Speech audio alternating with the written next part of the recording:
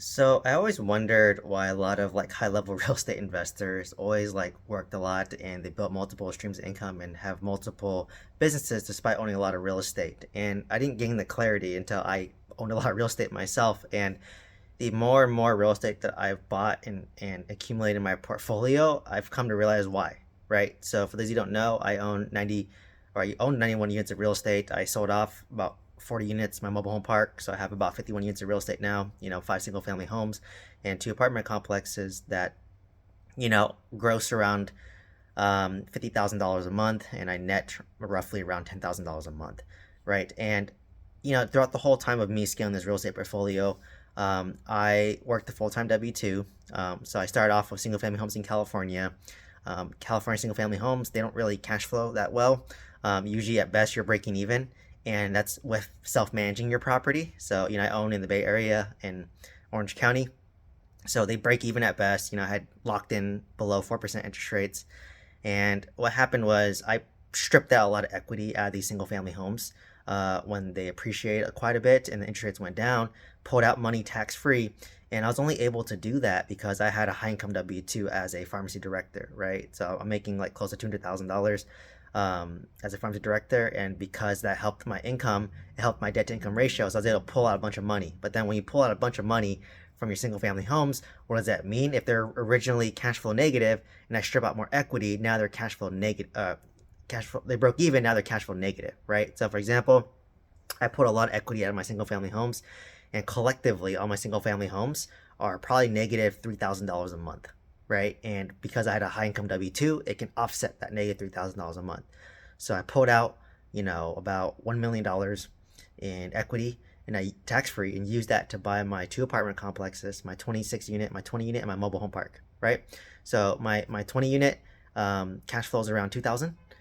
My 26 unit cash flows around 8,000, and then my mobile home park I sold at a loss of 60,000, but I did a seller carry second note on that, so that's going to pay me around 2,200 bucks a month, which will, over the life of the note, just pay me back my $60,000 loss, right? So, and then for me, despite making $10,000 a month, I still work because I realized that real estate, the income is not as guaranteed as a W 2, right? Like some months, I may cash flow 6,000. Some months I may cash flow 4,000. Some months I may cash flow 10,000 or 12,000, right? Because it varies and depends what breaks down. Because when you own 46 units of apartment, something always breaks down, right? So let's say one month, let's say my 20 unit, I usually cash flow, let's say 2,000, but if an AC unit breaks down, then I'm breaking even. Or if I need to fumigate a unit for let's say pest control or bed bugs, cost me 500, then I'm only cash flowing 1,500. If something always breaks. Maybe a tenant moves out. I need to renovate the unit or fix it up, and it costs me $2,000. It costs money. So what I kind of learned was that you kind of want the real estate to kind of just self-sustain itself, if that makes sense. So, for example, my single-family homes are negative 3,000, and I'm making 10 to 12,000 on my apartment portfolio. So collectively, it might be $10,000 net, right? But that's assuming that there's no major expense for that month. So if you can let the real estate self-sustain itself and then still build streams of income, so I'm still working at full-time W2. I'm trying to build up my coaching and mentorship program, my YouTube presence as an additional stream of income. But that's why people do it, because you want the real estate to self-sustain itself, not live off that income. Just reinvest the money back into the real estate, right, and keep it there. If you make money, great, but don't depend on it. But if you can let that real estate just self-sustain itself, let it snowball, and use that to buy your next property, that's how you build a lot of wealth, right? That's how you compound your wealth and snowball your money, right? And that's if you want to keep on going, right? I understand, in my position, I could easily just stop buying real estate and then focus on, minimizing expense and maybe paying off, one of my apartment complexes, and then just living off that as income, right? For the rest of my life. So that's if you want to continue scaling, right? Right now, I'm still younger. I'm 33, almost 34, and I don't mind working at W2. I don't mind building a business. But let's just say I had kids, family, my priorities change. Then at that point, I may say, you know what, I don't want to continue building real estate. I just want to focus on life. I want to enjoy the wealth that I built. I want to enjoy the fruits of my hard work over the past 2 years.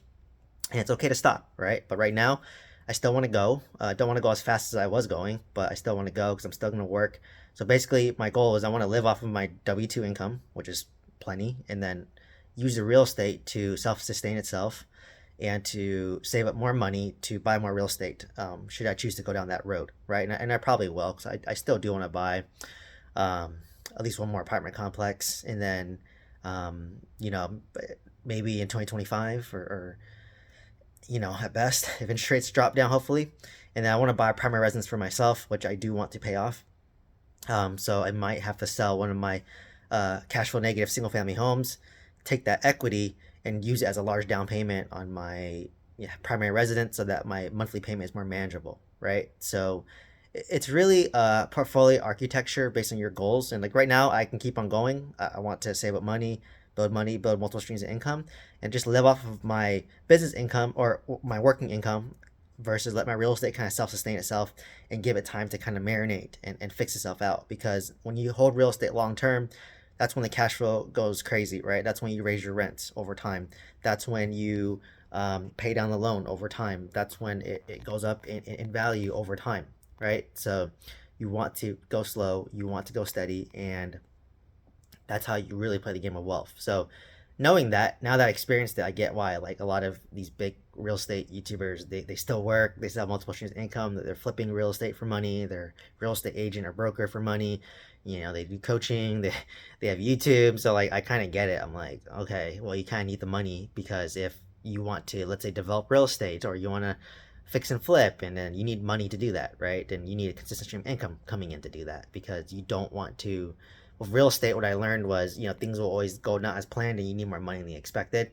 So if you have income coming in, you're not stressed out as much, right? So I'm not into development and all that, but all my renovations went like over budget. And the fact that I'm working, having streams of income, it really helped me. It made it a little bit less stressful for that. So, it was very eye opening to like realize why. And then I'm continuing to do it. I'm like, wow, I own if you told me like 3 years ago that I'd own 51 units and cash flow $10,000 a month, I'd say, hey, I'm retired, right? But now, once I built it, I realized that, wow, I still need to keep on working because you never know what expense will come across, and you want to be ready and you don't want to be stressed because the only way you lose in real estate is if you lose your assets, and the only way you lose your assets is if you have no money, right? So you need money to come in to sustain your lifestyle, but also sustain the real estate. So I'll just give an example. I just say I did retire from my W 2, and then I'm depending on my real estate income. I'd feel a little more stressed, right? Like I'm like, okay, well, this month I made 12,000. This month I made 4,000.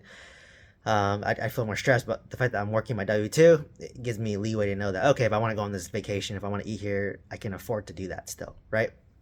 So kind of moral of the story is you want to, even as you have a large real estate portfolio, continue to have multiple sources of income, whether it's from your W 2, whether it's from a side hustle, whether it's from both, like what I'm doing.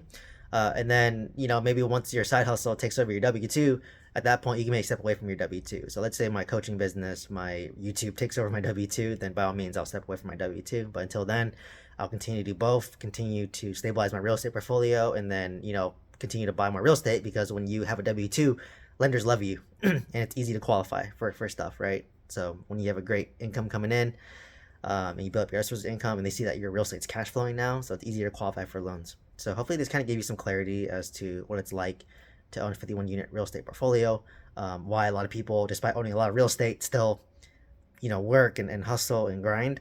I get it now. Like I'm thinking about getting my realtor license and just kind of doing it on the side to represent myself and maybe some friends and family. So let me know if that's a good idea or not. I never thought about that, and I just keep on saying on my channel, most realtors are bad and they don't own real estate, which is true. And then like I just met over a realtor, like she just rents still, and I'm just like, okay, you're representing me who owns 51 units. I probably know more than her, right, on how to analyze deals and be proactive. So I feel like the bar is kind of low for realtors, and I feel like I can come in and do well, but it's a lot of work too, right? It's not easy by all means, but if it's like an easy sell, then I don't mind helping out, right? Or easy person to work with. So anyways, hopefully you found value from this. Please subscribe.